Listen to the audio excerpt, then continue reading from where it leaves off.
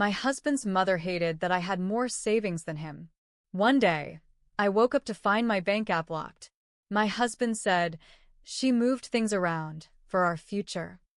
I called the bank, and they said the power of attorney had been updated 2 weeks ago. I requested the document, and there, in my handwriting, was a signature dated the day I was. My husband's mother hated me from the beginning. Not in a loud, obvious way. She never raised her voice, never called me names. It was always quiet. Small comments, side glances, a smile that didn't reach her eyes. At first, I chalked it up to the usual mother-in-law awkwardness. I figured she'd warm up once she got to know me. She never did.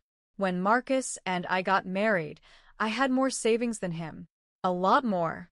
I had been working full-time since I was 22, living below my means, skipping vacations, budgeting like a maniac. He'd been a little more relaxed with money. Not careless, just not as disciplined. And honestly, I didn't care. I loved him, but his mother did care. A lot. She'd make comments like, "You're lucky she's good with money," but her tone always made it sound like a warning. She'd ask things like, "Are you sure she's not keeping secrets?" and say it with a laugh that felt like a dare. It got worse after we bought a house together. I put up most of the down payment. We agreed that what's mine is ours. Or, at least, that's what I thought we agreed. Then a few things started happening. I noticed Marcus started getting weird about money. He'd bring up joint goals more often, talk about how married money is family money. At first I agreed, we were a team. But then I started to notice how decisions were being made without me. Big ones. Like when he suddenly refinanced part of the mortgage for a better rate, without telling me first. He said it was just a formality. I believed him. I should have asked more questions. One morning, I woke up like normal. Marcus had already left for work. I made coffee, turned on the news, and went to check my bank account just out of habit. But the app wouldn't open. My login worked, but the account access was blocked. I thought maybe the bank was doing some maintenance. I waited a few hours, tried again. Same thing. So I called. The woman on the phone was polite, but I could tell something was off. She said there was a restriction placed due to a power of attorney update. That froze me. I said, "I didn't update anything. I didn't give anyone that kind of access." She asked if I wanted to request the documentation. I said yes. I was trying not to panic, but I could already feel my heart racing. She said it was signed 2 weeks ago. Notarized. On file. 2 weeks ago, I was in the hospital with a migraine so severe I couldn't stand up. Marcus had taken me in. I remembered lying in that hospital bed, struggling to stay conscious. I could barely write my own name on the admission forms.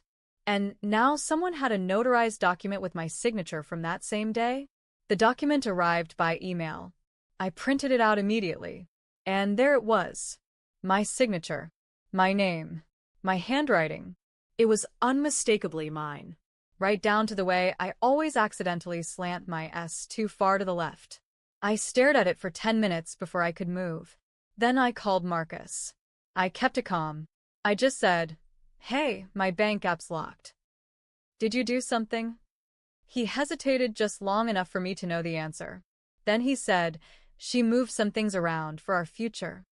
I asked, "Who?" He said, "My mom." My voice got very quiet. "What do you mean she moved things?" He said, "We talked about it. You weren't feeling great, and it was just easier. She helped organize stuff. Nothing shady. She's just better at this stuff." I whispered, "I didn't sign anything. I couldn't have." He got defensive. "You did. I watched you. You were out of it, but you agreed. We didn't do anything wrong. She was helping. Out of it." That was the word he used. I didn't hang up.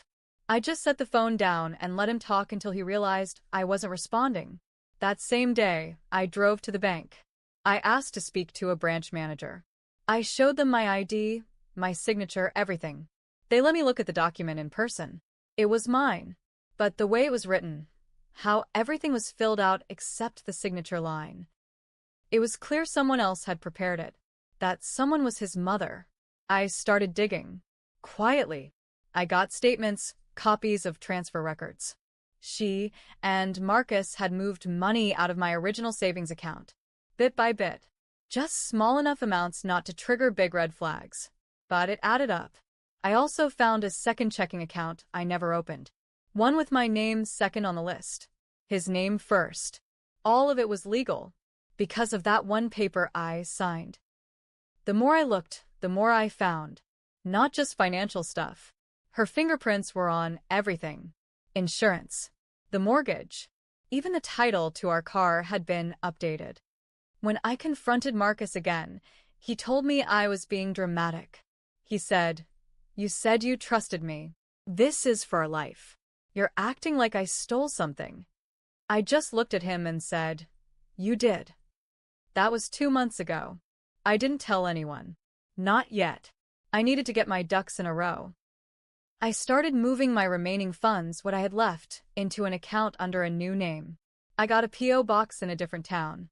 I talked to a lawyer in secret.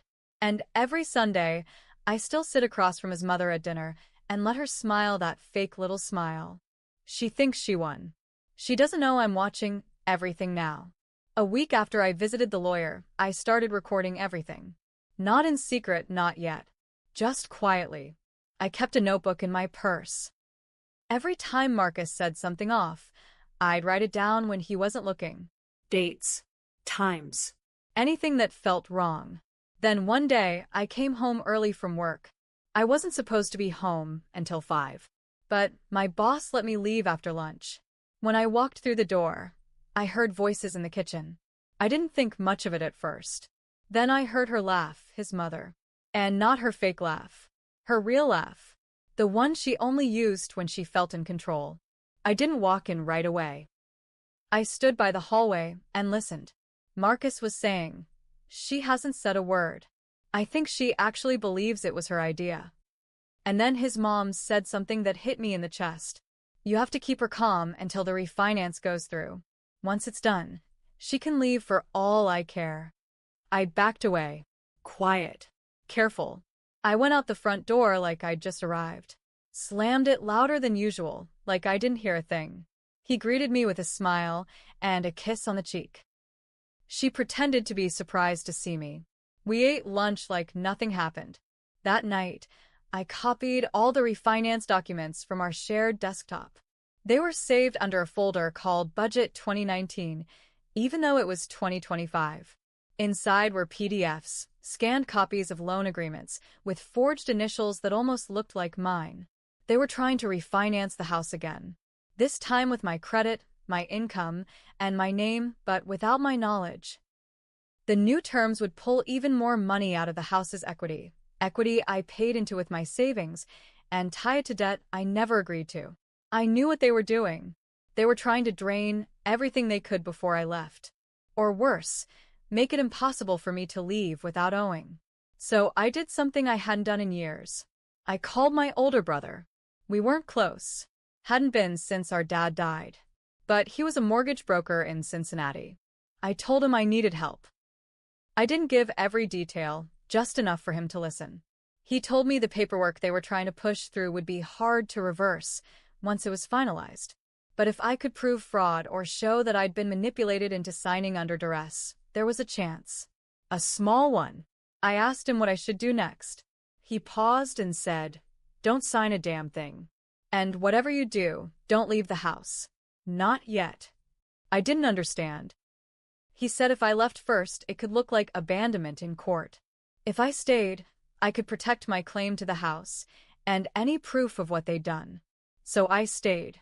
And that's when things started getting worse. Marcus started getting more controlling. Small things. He'd hide the mail. Change passwords to our Wi-Fi. Insist on checking my phone just to make sure you're not being misled by someone. I never saw him like that before. Calm on the surface, but cold underneath. Like something had snapped. And his mom? She became even more smug. She'd come over unannounced. Rearrange things in my kitchen. Make comments like, "It's nice to see you handling your role." Finally, she once brought over a box of financial files for my reference. Inside were things with my name forged in her handwriting. Credit card applications, loan inquiries, even a letter addressed to her, but written like it came from me. It made my skin crawl. I took photos of everything. I scanned the forged papers and sent them to my brother. He said, "You've got enough to make noise, but if you want to win, you need more." So I waited. I started leaving my phone recorder on whenever she visited. I stopped using our shared laptop and got a cheap one for myself. I backed up everything twice, on a USB and to a hidden cloud folder. Then, 2 weeks ago, I found something that changed everything. Buried deep in the folder labeled Photos 2020 were images of a handwritten journal. Not mine. It was hers. His mother's. I don't know if she scanned it by mistake or if she thought no one would ever look. But in it, she wrote about her plans. How she told Marcus to act sweet, keep her close, and let her think she's in control. How she needed her name for the papers, then she can go. And the worst part? She wrote, "I never thought he'd find someone so naive. His father would be proud." That's when I stopped feeling afraid. After I found the journal scans, I started sleeping with the door locked. I didn't say anything to Marcus. Not yet. I wanted him to keep thinking I was clueless. That I was still the same woman who let him convince her love meant letting go of control. But inside, something had shifted. I started talking to a second lawyer. A woman this time. I didn't want someone who'd dismiss me or tell me to stay calm like the first guy had. I wanted someone who understood manipulation in plain clothes. Someone who didn't flinch when I used words like coercion and financial abuse. She didn't flinch. She listened. Then she said, "You're not crazy, but you're going to need to be careful. If they feel you slipping, they'll try to tighten the leash." I already knew that part. So I started planning my exit. Quietly. Deliberately. Then, one morning, I noticed Marcus's key fob was still on the counter, even though his car was gone. At first, I thought maybe he forgot it. But then I looked out the window and saw his car parked 2 houses down. I felt this chill crawl up my neck. He was still here. I moved slow. Listened. Didn't hear anything at first.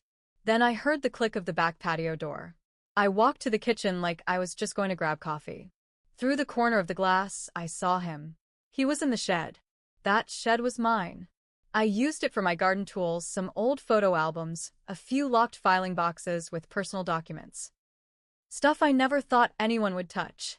I slipped outside and opened the shed door without warning. He jumped like he'd seen a ghost. He stammered something about just looking for the hose attachment, but I could see the crowbar in his hand and the busted lock on one of my boxes. I didn't yell. I didn't ask anything. I just said, "You should leave. Right now." He said, "It's my house too." I said, "Not for long." He looked at me like he didn't recognize me. Then he said, "You've been talking to someone." I didn't answer. That night, I checked the USB where I'd saved all my files. It was gone. I checked the backup folder in the cloud. Still there. Thank God. That was the moment I realized they were watching me. Not just hoping I'd stay quiet, but expecting it. And when I didn't, they panicked. I called my lawyer the next morning and told her everything. She said, "We need a restraining order. And we need it now." I filed the request the next day. It's still pending. In the meantime, I started staying at a coworker's place. Someone I trust. I told Marcus I needed space to think. He didn't argue. Just said, "Take your time. But don't do anything stupid." That was 4 days ago. Yesterday, a letter showed up at my coworker's door. No return address. Inside was a single page. It was a copy of that power of attorney. But across the front, written in black Sharpie, were 3 words. You signed it. No name. No explanation. Just that. I know it was her. I don't think Marcus even knows she sent it. I don't think he's in control anymore, not really. I think he's scared of her too, in his own way. But he still let her do it. He still gave her the keys. And now I'm trying to figure out what scares her enough to send a threat disguised as a reminder. Because the one thing I do know, she's losing her grip. And people like her, they don't go down without a mess. After the letter showed up, something inside me broke. I had spent months waiting, watching, collecting, protecting myself quietly. I told myself that was strength, that being calm was the smart way out. But now? Now I was done waiting. I printed every document, every forged paper, every screenshot of texts, every bank statement with her handwriting where mine should have been. I laid it all out in folders, labeled and ready. Then I did something I should have done a long time ago. I went to the police. Not just with the forged power of attorney. Not just the missing funds. I brought everything. I showed them the recordings, the forged journal entries, the refinance documents with fake initials. I handed them the letter she mailed me, still in the envelope. The officer at the desk called in a detective after 20 minutes. By the end of the meeting, they said, "We'll open an investigation. This isn't nothing." That same night, I served Marcus with legal notice. He didn't even look surprised. He just said, "You didn't have to go this far." I looked him straight in the face and said, "You're right. I should have gone further." He left the house the next day, took 2 suitcases, and didn't say goodbye. I didn't ask where he was going. 3 days later, his mother was served with a subpoena. That's when she called me. It was the first time she'd ever spoken to me without that fake polite tone. She screamed into the phone, called me trash, said I was tearing her family apart. Then she said something that made my blood go cold. "You think they're going to care about your word against mine? I've been doing this longer than you've been alive." I didn't yell. I didn't cry. I just said, "They don't need my word." I brought receipts. And I hung up. The investigation took time, but it worked. The financial fraud unit found inconsistencies. The notary who witnessed my signature had been reported before. The money trail showed clear manipulation. Multiple new accounts under my name that I never touched. And the best part? When they looked deeper into her finances, they found she'd done this before. Not just to me, to Marcus's father too. Years ago, he'd signed over a life insurance policy on his deathbed. One he never intended to change. His own sister contested it, but it disappeared in court. Now we know why. That's when Marcus cracked. He called me, voice shaking. He said, "I didn't know she did it to my dad." I swear. I thought she was protecting me. I didn't forgive him. I didn't scream at him either. I just said, "You let her do it to me, and you helped her. That's all that matters now." He said, "I lost everything." I said, "So did I. The difference is, I had to build mine back alone." The case is still open, but charges are on the table. White fraud. Forgery. Abuse of power of attorney. Marcus isn't off the hook either. His name is on every transfer. He knew where the money was going. He might not have forged the papers, but he used them. They'll both be fighting to stay out of prison. But me? I opened a new account. Under my own name. New bank. New city. New start. I cashed out the last of my retirement. Not because I was broke, but because I didn't want a single dollar tied to that house, that marriage, that lie. I used it to buy a small condo outside Columbus. It's quiet here. No one knows me. I like it that way. Sometimes I wonder what would have happened if I had paid more attention sooner. If I hadn't been so trusting. If I hadn't ignored the signs just because love felt easier than asking hard questions. That's my mistake. I let them wear me down. Slowly. Quietly. Until I didn't even feel the floor shift under my feet.